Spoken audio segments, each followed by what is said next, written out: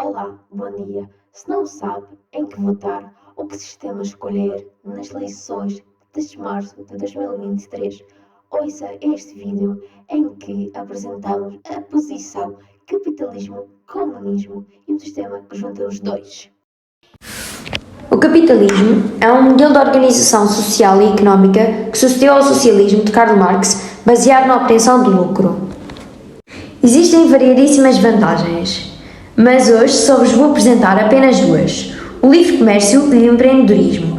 O capitalismo é um sistema que incentiva a recompensa, a inovação, o risco e o empreendedorismo, permitindo assim uma imensa mobilidade económica que traz consigo várias formas de produção de bens e serviços. O crescimento do setor terciário podemos comprovar pela linha rosa dos serviços que tende a crescer de 1910 a 1970 no gráfico 31A da página 52, que tende a absorver a maior percentagem de trabalhadores, como podemos observar também pelo crescimento da população ativa no setor terciário de 1950 a 1980, representado pelas barras amarelas no gráfico de barras 31.2A da página 52, deu origem ao surto espetacular das trocas comerciais, à aposta no ensino, aos serviços sociais prestados pelo Estado e à complexidade crescente da administração das empresas que multiplicaram o número de postos de trabalho neste setor. Assim, as classes médias alargaram-se, o que contribuiu para a subida de nível de vida e para o equilíbrio social. E a segunda vantagem que vos vou apresentar é o efeito democratizante do capital. O capitalismo permite a acumulação de capital por parte de privados, o que proporciona que haja capital para investimento nos vários setores das atividades económicas, levando a melhores condições de vida, que se reflete num aumento de população. O aumento significativo da população ativa, proporcionado pelo reforço da mão de obra feminina no mercado de trabalho e a imigração dos trabalhadores oriundos de países menos desenvolvidos, gregos, portugueses, argelinos, turcos, etc., deram origem ao baby boom dos 2 anos 40 e 60, representado pelo documento 31B e selo da página 53. Além de mais, a numerosa mão de obra tornou-se também mais qualificada em virtude do prolongamento da escolaridade obrigatória. Por isto tudo, eu acho que o capitalismo é o melhor sistema a apostar. O comunismo é um modelo de organização social e económica fundado com as Revoluções Russas de 1917 e oficializado a partir do documento Manifesto do Partido Comunista de Marx e Engels, registrado em 1848. Documento que continha um incitamento explícito à unidade e à luta de proprietário, que era, segundo os autores, a classe que haveria de operar a revolução. Ao mesmo tempo, expunha com clareza exemplar os pressupostos ideológicos do movimento comunista. O comunismo é baseado na luta das classes. O comunismo é uma sociedade sem classes, onde os meios de produção são de prosperidade coletiva. A distribuição é consoante as necessidades de pessoas para pessoas.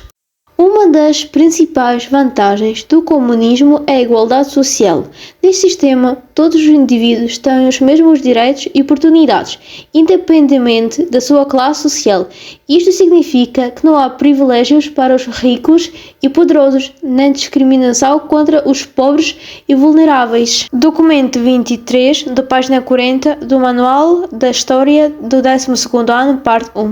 A tarefa do Partido Comunista Internacional é de mudar a ordem das coisas e de edificar o regime socialista na luta contra a barbaridade imperialista, contra a monarquia e as classes privilegiadas, contra o Estado burguês e a propriedade burguesa, contra todos os aspectos e todas as formas de opressão das classes das nações. Univos!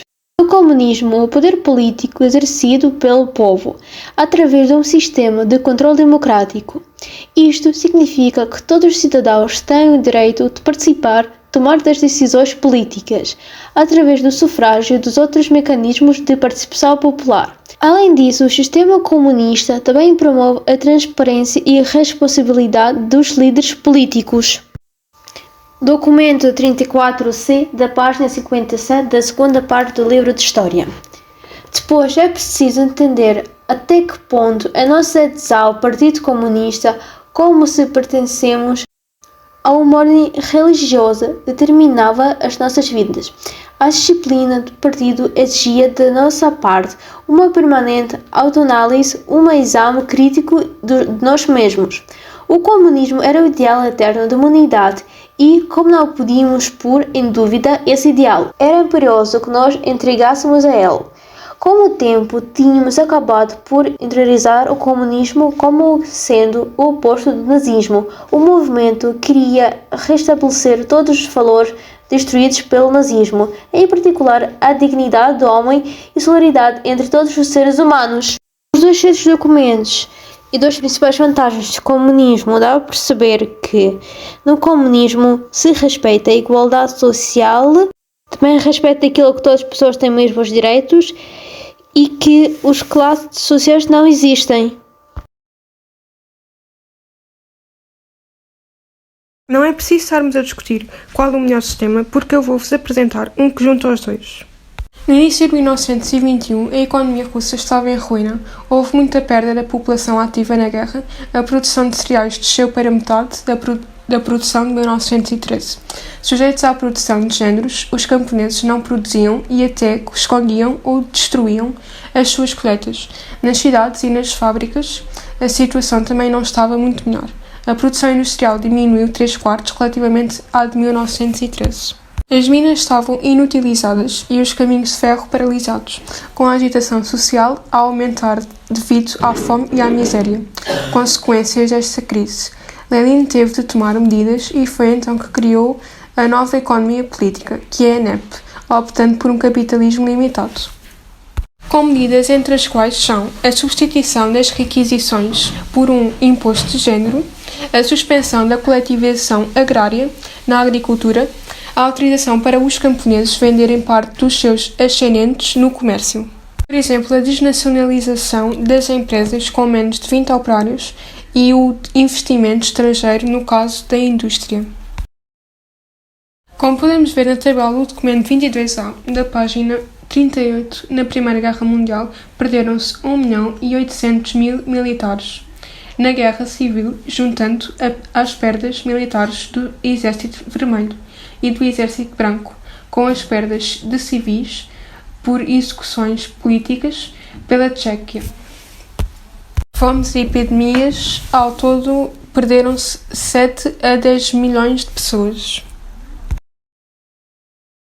A ruína extrema agravada pela má colheita de 1920 tornou esta transição necessária e urgente, visto a impossibilidade de restabelecer rapidamente a grande indústria.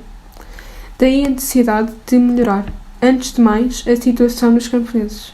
O comunismo de guerra particularizava-se pelo facto de nós tomarmos aos camponeses todos os seus ascendentes e por vezes mesmo uma parte dos produtos necessários à sua subsistência para podermos alimentar os operários. Estamos tão arruinados, tão abalados pelo fardo da guerra que não podemos dar ao camponês os produtos industriais em troca de trigo de que temos necessidade. A miséria e a ruína são tais que não podemos restabelecer a grande produção socialista nas grandes fábricas do Estado. Por outro lado, é necessário restabelecer a pequena indústria, o que resulta daí. Seguindo uma certa liberdade de comércio, renascem a pequena burguesia e o capitalismo. O capitalismo privado pode ajudar ao desenvolvimento do socialismo.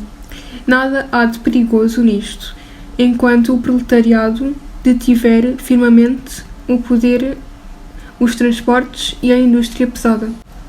Obrigada.